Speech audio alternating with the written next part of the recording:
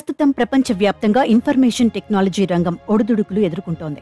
Google నుంచి గల్లీ company వరకు ప్రతి టెక్నాలజీ సంస్థలోని సిబ్బందిని ఉద్యోగ భయం వెంటాడుతోంది. ఈ ఉద్వాసనల్లో తమ వంతు కూడా వస్తుందేమోనని ఆందోళన చెందుతున్నారు.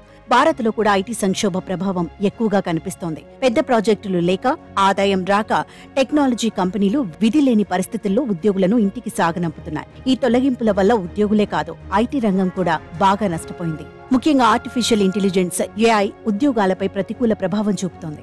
ఏకు మేకై కూర్చున్నట్లు ఐటీ వాళ్లు సృష్టించిన కృత్రిమ మేధ చివరికి వాళ్ల ఉద్యోగాలకే ఎసరు పెట్టింది. ఏఐ వల్ల తమ జాబ్స్ కు గ్యారంటీ లేదన్న గట్టి అభిప్రాయం ఇండియా సహా ప్రపంచ దేశాల ఐటీఎన్లలో కనిపిస్తోంది. ప్రపంచ కుబేరుడు టెస్లా సీఈఓ ఎలాన్ మస్క్ కూడా ఇటీవలి ఇదే విషయంపై మాట్లాడారు. ఆర్టిఫిషియల్ ఇంటెలిజెన్స్ వల్ల భవిష్యత్తులో ఉద్యోగాలు రావని, అన్ని పనులను ఏఐ చేసి పెడుతుందని చెప్పారు. ఉద్యోగం అనేది ఆప్షనల్ గా మారిపోతుందని అభిప్రాయపడ్డారు. ఈ టెక్నాలజీ వల్ల గూడ్స్ అండ్ సర్వీసెస్ కి మాత్రం ఎలాంటి ఇబ్బంది ఉండదని మస్క్ కామెంట్ చేశారు. ఏఐ భయంతో ఐటీ సిబ్బంది ఇబ్బంది పడుతుంటే మన దేశంలోని ప్రముఖ ఐటీ కంపెనీ ఇన్ఫోసిస్ మాత్రం చల్లటి కబురు చెప్పింది. తన సిబ్బందికి ఊపిరి పీల్చుకునే అవకాశం కల్పించింది. ఇన్ఫోసిస్ లో ఎలాంటి రిట్రెంచ్మెంట్ ఉండదని సీఈఓ సలీల్ పరేఖ్ చెప్పారు. ఉద్యోగాల విషయంలో కంపెనీ వైఖరిని స్పష్టం చేశారు. ఐటీ పరిశ్రమలోని చాలా కంపెనీలు ఏఐని స్వీకరించి పెద్ద సంఖ్యలో ఉద్యోగాలు తీసిపారేశాయి.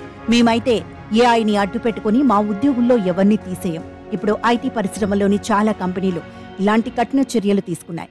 అలాంటివి మేము చేయకూడదన్న స్పష్టమైన ఆలోచనతో ఉన్నాం అని ఓ ఇంటర్వ్యూలో సలీల్ పరేఖ్ చెప్పగానే ఇన్ఫోసిస్ లో పండుగ వాతావరణం నెలకొంది.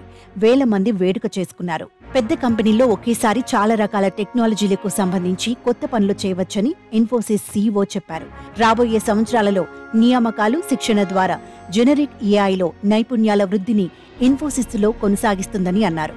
దీనివల్ల ప్రపంచ కంపెనీలలో అన్ని రకాల డిమాండ్లను తీర్చగల సామర్థ్యాన్ని ఇన్ఫోసిస్ కలిగి సాధించి ఉండగలదని ఆయన అన్నారు.